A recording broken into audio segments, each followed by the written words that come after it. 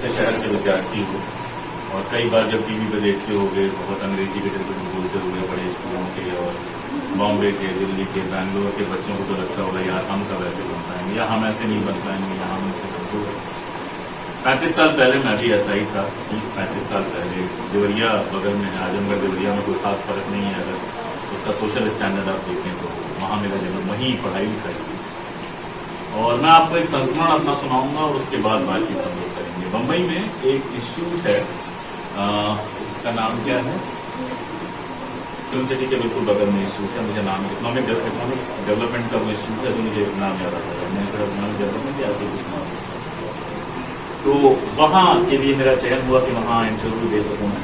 और वो बुलाते थे कुछ लोगों को सेलेक्ट करके, जो रिटर्न एग्जाम भी वहीं पे लेते थे। एक दिन रिटर्न एग्जाम दिया, अगले दिन सुबह उसका रिजल्ट आता था, उसके अगले दिन से उसका इंटरव्यू लेना शुरू किया। तो बड़ी खुशी खुशी मैं गया कि मेरा चयन कम से कम आखिरी जो 50-100 लोगों में होता है उसमें हुआ।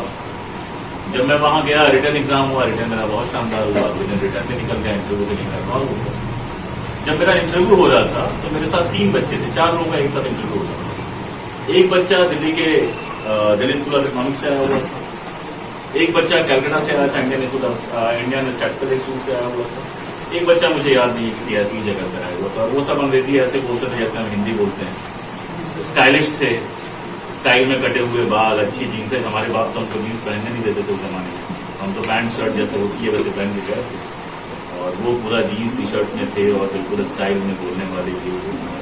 जितने सवाल पूछे गए बेटा, वो सब सवालों का उत्तर मुझे आता था। एक भी सवाल ऐसा नहीं था जिसका जवाब मुझे नहीं। और सच कहूं तो इतनी अंग्रेजी भी आती थी कि मैं अंग्रेजी में उसका जवाब दे देता। लेकिन ये जो 3 मेरे अगल बगल गिटर पिटर वाले बैठे हुए थे, मैं इतना ज्यादा उनके आ में आ गया। इंफीरियरिटी कॉम्प्लेक्स जिसको कहते हैं, एहसास कमतरी, किसी से कम होने का एहसास, ये मेरे भीतर ऐसा भर गया कि मैं शायद 1 या 2 सवाल का जवाब दे पाया और मेरा उस इंस्टीट्यूट में एडमिशन नहीं हुआ। आज जब मैं 30 साल पीछे लौट के देखता हूँ तो मुझे लगता है कि इसमें मेरी कोई गलती नहीं थी। जिस तरह के समाज में मैं पढ़ के गया था, जिस तरह के माहौल, और मैं अपनी यूनिवर्सिटी का टॉपर था, मैं टॉप करके मैं गोरखपुर यूनिवर्सिटी से गया, अच्छा रिजल्ट हुआ, उसके बावजूद तो आज मैं जब सोचता हूँ तो मुझे लगता है कि अपनी जिंदगी का एक बहुत खूबसूरत चांस मैंने अपनी एहसास कंपनी में किया। बावजूद इसके कि मेरे पास ज्ञान था, बावजूद इसके कि मैं उत्तर दे सकता था, बावजूद इसके कि रिटर्न में मेरे बहुत अच्छे नंबर आए थे, जो मैं घबरा गया, वहां पे डर गया उन लोगों से। उस डर ने मेरी जिंदगी से एक बहुत शानदार चांस छीन लिया। मैं उस इंस्टीट्यूट से एमफिल पीएचडी में मेरा एडमिशन नहीं हुआ। ये बात मैं क्यों आपसे बता रहा हूँ? क्योंकि आज वो समय नहीं है, आज समय बदल गया। हमारे समय में एक बहुत बड़ी चीज नहीं थी इंटरनेट। इंटरनेट नहीं होने से क्या होता था कि बहुत सारी सूचनाएं ही हमारे पास नहीं होती थी। हमें लगता था कि यार इंस्टीट्यूट में तो कुछ मतलब दुर्लभ खान अलग से पढ़ाया जाता है जो हमने कभी जाना ही, ऐसा कुछ था नहीं। वही सारी चीजें लगभग हम भी पढ़ते थे। तो पहली चीज जो मैं आपको सिखाना चाहता हूँ, जो हर 10-22 बच्चे से मैं बात करता हूँ, आपको उसमें शामिल हो जाए। हर मेरी तरह के बच्चे से जो छोटे शहर में पैदा होता है, जो मेहनत करता है, लेकिन स्टाइल मारना नहीं आता। अब तो मुझे आ गया स्टाइल मारना, आप बोलेंगे तो मैं मार के दिखा दूंगा कैसे लेकिन स्टाइल मारना नहीं आता है। जब आप एहसास कमतरी आपके अंदर होता है, आपको लगता है यार दिल्ली वाला बच्चा मुझसे बेहतर होगा, तो ये हमसे बहुत कुछ छीन लेता है। तो पहली शिक्षा मान लीजिए या दोस्ताना सलाह मान लीजिए, जो कुछ आप मानना चाहेंगे, पहली बात मैं आपसे शेयर करना चाहूंगा कि इस बात को याद रखिएगा कि कोई सिर्फ इसलिए आपसे बेहतर नहीं हो जाता है कि उसका जन्म किसी बड़े शहर में हुआ, या उसके बाप के पास ज्यादा पैसा था, या उसने गिटर पिटर करने वाले स्कूल में उसको एडमिशन। सिर्फ इसलिए कोई आपसे बेहतर नहीं हो पाता है। नॉलेज का कोई विकल्प नहीं होता, ज्ञान का कोई विकल्प नहीं होता। कोई बहुत अच्छी अंग्रेजी बोलता है, कोई बहुत अच्छी फारसी बोलता है, सब ठीक है, लेकिन ज्ञान जो होता है ना, उसका कोई विकल्प नहीं होता। हो सकता है आप धीरे धीरे अंग्रेजी बोल के वो बात करें, हो सकता है आप थोड़ी खराब अंग्रेजी को उसको प्रस्तुत कर सकें, लेकिन जो ज्ञान आप हासिल करते हैं उसका कोई विकल्प नहीं होता है। उसके लिए कभी भी खुद को किसी से कम मत समझना ना पड़ेगा। दूसरा ये कि सपने बड़े देखो। एक हम लोगों को बताया जाता है कि ईश्वर चंद्र विद्यासागर टहल रहे थे, तो उनसे कोई मिला भिखारी जो यूं कर रहा था, तो उन्होंने पूछा कि ये क्या कर रहे हो? तो उस भिखारी ने कहा कि मैं समझ रहा हूँ कि मैं कल्पना कर रहा हूँ, मेरे हाथ में रोटी है और मैं नमक से खा रहा हूँ। तो ईश्वर चंद्र जी ने कहा कि जब कल्पना ही करनी है तो कम से कम ये कल्पना करो कि तुम्हारे हाथ में पूरी है और तुम उसको घी से खाओ। जब कल्पना ही करनी है तो रोटी और नमक की कल्पना क्यों करना? तो मैं ये कहूंगा कि सपने देखना है तो बड़े सपने देखो, छोटे सपने मत देखो। राहुल संकृत्यायन यहाँ बगल के हैं, पता नहीं कितने लोगों ने जरूर आपने बताया होगा, उनके बारे में नहीं बताया होगा तो मेरे जाने के बाद इनसे कहना कि पता नहीं, उससे बेहतर बता सकते हैं। छोटे से गांव कनैला में पैदा हुए थे, ठीक है, घर खेतिहर था, लेकिन घर में उनसे पहले कोई पढ़ा लिखा नहीं था। उनके पिताई पढ़े लिखे थे, जिनको कुछ मंत्र पढ़ने आते थे, इसके अलावा कुछ नहीं आता। लेकिन उन्होंने एक सपना देखा, बड़ा सपना देखा, घर से भागे, क्या क्या किया, कैसे कैसे संघर्ष किया, कितनी कितनी परेशानियां झेली, और फिर खुद को ले जाके वहां खड़ा किया कि आज हम लोग गर्व से कहते हैं कि हम उस इलाके के हैं जिस इलाके में राहुल संकृत्यायन पैदा हुए। तो सपना बड़ा देखो, जैसे मैं कुछ बातें बता, 12वीं के बाद कॉलेज हो जाता है। कॉलेज के बाद 90% बच्चे क्या सोचते हैं कि कहीं क्लर्की में हो जाए, बैंक में हो जाए, बहुत हुआ तो TCS हो जाए। एक नया सपना मैं देख के जा रहा हूं, इसके बारे में सोचना। देश की तो कम, लेकिन दुनिया भर की तमाम यूनिवर्सिटीज हैं बेटा जो स्कॉलरशिप देती है, अच्छी खासी स्कॉलरशिप देती है। मैं एक बच्चे को जानता हूं जिसको US में पढ़ने के लिए अभी 72 लाख की स्कॉलरशिप मिली है, 72 लाख की 3 साल की फुल स्कॉलरशिप मिली है, फ्री। मतलब यहाँ से जाने आने का जो खर्चा होगा उसके अलावा सारा कुछ जो है, वहां रहना, खाना, पढ़ना, लिखना, ट्रेनिंग, सारा कुछ स्कॉलरशिप। होता क्या है कि हम जब सोचते नहीं है, सर्च नहीं करते हैं, तो चीजें हमारे सामने नहीं है। विदेशों में, खासतौर पे यूरोप और अमेरिका में पढ़ने के 1000 रास्ते खुले, उच्च शिक्षा के। इंटरनेट का उपयोग करो, फिल्म भी देखो, इंटरनेट पे YouTube भी देखो, फिल्म भी देखो, गाने भी सुनो, लेकिन जो उससे समय बचे, बल्कि ज्यादा समय इस बात पे दो कि देखो आगे पढ़ाई के लिए कौन कौन से ऐसे रास्ते मिल सकते हैं जो अगर आपके माँ बाप या आपका परिवार इस आर्थिक स्थिति में नहीं है कि आपको बहुत ऊंची शिक्षा दे सके, वो रास्ता आपके लिए खोल सके। वो कौन सी जगह है, उनको सर्च करना शुरू करो। आप कहोगे तो मैं शुरुआत में कुछ जगहों के इंटरनेट पते जो है वो जी को भेज दूंगा, वो आपसे शेयर कर लेंगे। लेकिन 11वीं के बाद 12वीं की तैयारी के साथ साथ ग्रेजुएशन के लिए कहाँ कहाँ से स्कॉलरशिप मिल सकती है, इसकी तैयारी करो। यकीन जानो, यूपी बोर्ड, ICSE, CBSE, इन सालों की पढ़ाई अगर आपने अच्छे से की है और ठीक ठाक काम चलाओ अंग्रेजी, आप ठीक ठाक मतलब महान अंग्रेजी नहीं, काम चलाओ अंग्रेजी आपको इतनी आती है कि अपनी बात आप अंग्रेजी में कह सको, तो ऐसी तमाम यूनिवर्सिटीज के आपके लिए रास्ते खुलेंगे। तो रास्ते बहुत हैं। छोटे शहरों में होता क्या है कि हमें पता नहीं चलता है कि वो रास्ते किस रास्ते कहाँ खुलेंगे। जब आप बड़ी यूनिवर्सिटी से, मेरी अपनी बेटी इस साल जा रही है लंदन पढ़ने के लिए, जा रही है लंदन स्कूल ऑफ इकोनॉमिक्स में, तो वो जिन कॉलेज में, हिंदू कॉलेज में या बाकी जगह पे पढ़ते हैं, वहाँ ये होता है कि बहुत सारे सीनियर्स होते हैं बताने वाले, जो गाइड करते हैं कि यहाँ फॉर्म भरो, ऐसे फॉर्म भरो। तो ये सुविधाएं छोटे शहरों में कई बार नहीं मिलती है, जिसके चलते प्रतिभा होने के बावजूद आप सही जगह पर पहुंच नहीं पाते। और तीसरी बात, मैं सबसे जरूरी बात आप लोगों से कहना चाहूंगा, कहीं भी कोई भी रास्ता बंद नहीं होता। ऐसा कुछ नहीं होता है जहां जिंदगी खत्म कर सकता है। 12वीं में फेल हो जाते हैं, 4-4 साल BSc की तैयारी करते, BSc की तैयारी करते, नहीं होता। हमेशा नया रास्ता खुलता है। मैं एक बार और आपको अपना ही उदाहरण दे देता हूँ। गंदा होता है अपना उदाहरण देना, लेकिन आसान भी होता है थोड़ा सा। ददरानंद हमारे मित्र रहे हैं, क्लासमेट रहे हैं। मैं MA टॉप किया, MA टॉप करने के बाद मैं PhD करता हूँ, और जिंदगी में मेरा एक ही सपना देखा था कि मैं किसी कॉलेज में, किसी यूनिवर्सिटी में लेक्चर हो जाऊंगा। इसके अलावा कुछ बनना मैंने सोचा नहीं। अब कुछ ऐसी बातें हुई पारिवारिक और व्यक्तिगत की, PhD नहीं हो पाई मेरी, आधी PhD मुझे छोड़ना पड़ा, शहर छोड़ना पड़ा।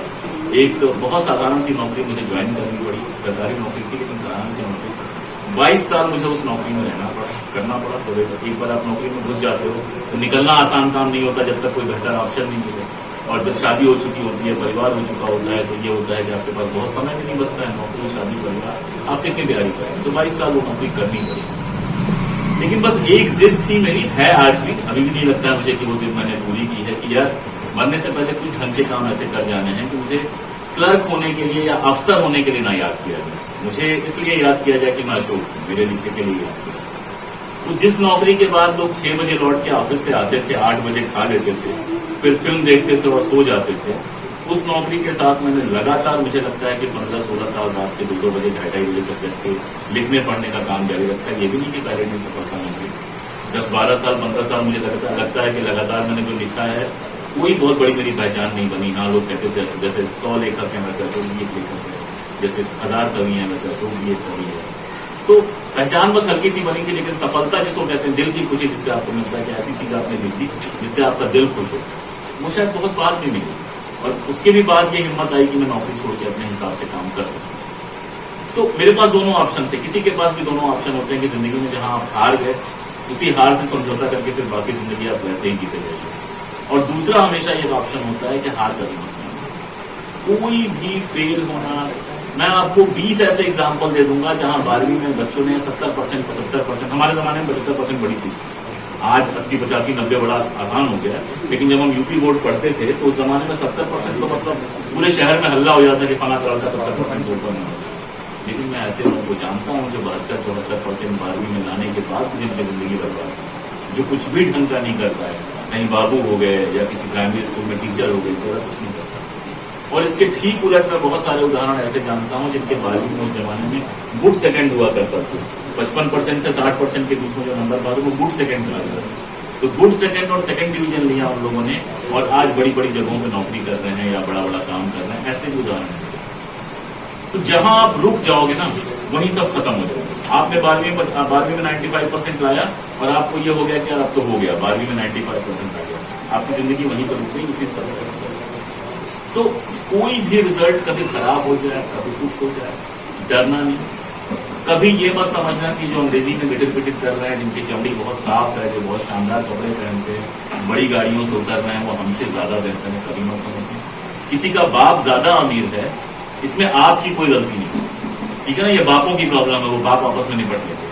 आप तो एक ही समय में एक ही तरह का कोर्स पढ़ रहे हैं, तो वो अगर आपका शानदार है तो कोई कितनी भी स्टाइल से उतरे, वापी तो वही आनी है ना, वापी तो वैसे ही आनी है, सवाल वही आने हैं, जवाब वही लिखना है, कुछ नहीं तय होता। बस इतना होता है कि कुछ जगहों पे उनके बाप उनके लिए रास्ता आसान कर देते हैं। आपके बाप शायद रास्ता आसान ना करना है तो आप उनसे ज्यादा मेहनत करते। लेकिन ये भी बात है कि हम जैसे लोग कस्बों में पैदा होते हैं, जिनके यहाँ 8-8 घंटे लाइट जाती है, जिनको लालटेन और लैंप में पढ़ने की आदत होती है। हम लोग पता नहीं अब आप लोग पढ़ते हैं कि नहीं पढ़ते हैं। हाँ, हम लोग तो ठीक है, अब चार्जर वार्जर आ गया, हम तो शुद्ध लैंप लालटेन में पूरी पूरी रात पढ़ते थे, लाइट नहीं रहती थी। तो वो कॉन्फिडेंस भी आता है कि हम जितनी मेहनत कर सकते हैं उतने वो मेहनत नहीं कर सकते। इस कॉन्फिडेंस के साथ, इस ताकत के साथ बड़ा सपना देखिए। मैं रहता हूँ, काफी बिजी हो गया हूँ इधर, मैं व्यस्त काफी हो गया हूँ, इसलिए बातचीत कम हो पाती है। लेकिन मैं दिल्ली में हूँ, तमाम सारे यार दोस्त अच्छी अच्छी जगहों पे हैं। अच्छी जगहों मतलब अच्छी यूनिवर्सिटीज में पढ़ाते हैं। अच्छी जगहों मतलब IAS की बात नहीं, उनको मैं अच्छा नहीं मानता हूँ, मेरी पर्सनल चॉइस है। मेरे लिए अच्छी जगह का मतलब जो अच्छी यूनिवर्सिटी में पढ़ाता हूँ, अच्छा विद्वान हो। तो ऐसे बहुत सारे लोग देश विदेश में टच में हैं। कोशिश कीजिए अपने लिए अच्छे स्कॉलरशिप लेने का, बाहर निकलने का। मैं आपको ईमानदारी से बता रहा हूँ कि IAS PCS यहाँ से बहुत बड़ी चीज लगती है, लेकिन बहुत सारे लोगों को बनने के बाद मैंने कुछ नहीं करने को मिलता IAS PCS लेने के बाद, सिवाय पैसा कमाने और आराम से बैठने के अलावा लाइफ का कोई बड़ा मकसद हल नहीं है। अगर आज मुझे अपनी जिंदगी दोबारा जीनी हो तो मैं दोबारा भी अपने लिए IAS PCS नहीं चुनूंगा। हाँ, मैं ये जरूर चुनूंगा कि BA के बाद मुझे विदेश जाने को मिल जाए, किसी अच्छी यूनिवर्सिटी में पढ़ने को। तो ये कुछ चीजें हैं जो मुझे आपसे शेयर करनी है। बाकी सब तो मुझे लगता है कि मुझसे बहुत बेहतर ब्रिजेश जी आपको लगातार बताते ही होंगे।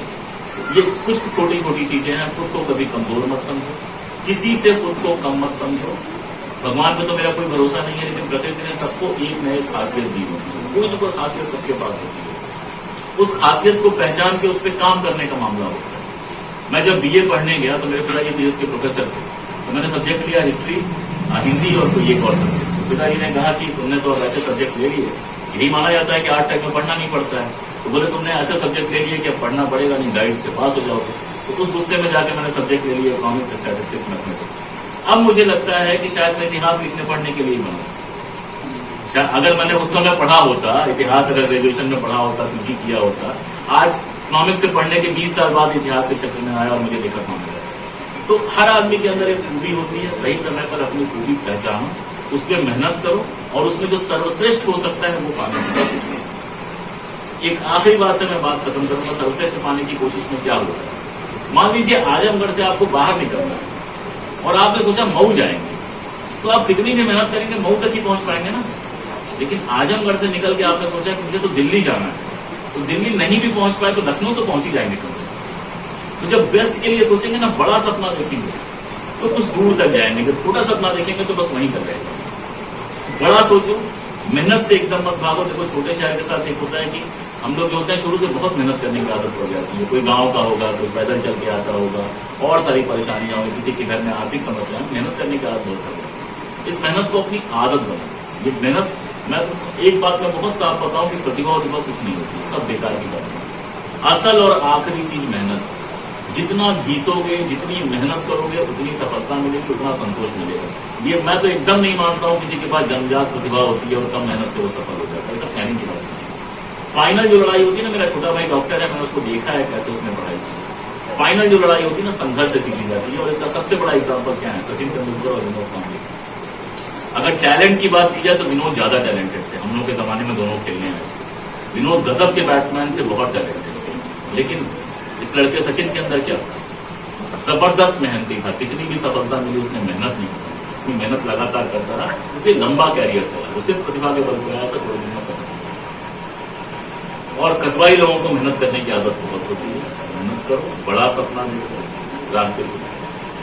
फिलहाल इतना ही, बहुत बड़ी बड़ी बातें नहीं करनी है, फिलहाल इतना ही। और बाकी अगर मेरी किसी सहायता कभी जरूरत पड़ती है तो मैं दिल्ली में इस तरह की पानी पिलवा दो मेरे को बयान करती है कैसे लोग जो हत्यारे हैं वो बहुत लंबे समय से हत्या की योजना बना रहे होते हैं। ऐसा नहीं होता है कि आकस्मिक रूप में चीजें होती है। तो इतिहास की किताबें हैं 3, और वो तीनों मोटी मोटी किताबें हैं, 400-400, 500-500 पेज की, और उसको बहुत रिसर्च करके उन्होंने लिखा है इस रूप में, और देश भर में सबसे अधिक पढ़ी जाती हैं, और पिछले 2-3 साल में बेस्ट सेलर किताबें रही हैं। तो ये इतिहास के विद्यार्थी नहीं रहे हैं उस रूप में, जैसे आप बताया ही उन्होंने ग्रेजुएशन में इतिहास नहीं पढ़ा है इस रूप में, लेकिन आप स्वाध्याय से बहुत कुछ हासिल कर सकते हैं।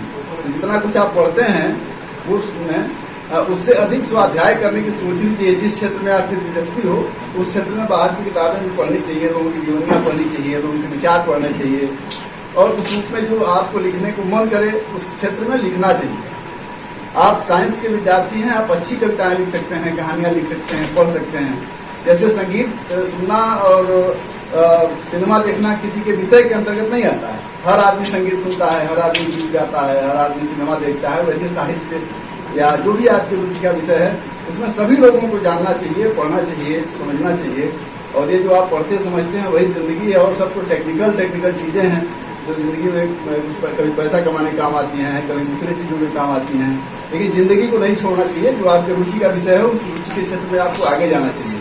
तो इसका परिचायक है कि अशोक पांडे जी को 3 किताबें आई हैं, और तीनों किताबें देश में सबसे अधिक पढ़ी जाने वाली और बहुत चर्चित किताबें हैं। तो वो उस विषय के विद्यार्थी नहीं रहे हैं इस रूप में, तो कोर्स में उनको नहीं पढ़ा है उन्होंने। तो कोर्स को पढ़ना चाहिए, लेकिन उसके बाहर की चीजें पढ़नी चाहिए। बस इतना ही मुझे कहना है। ठीक।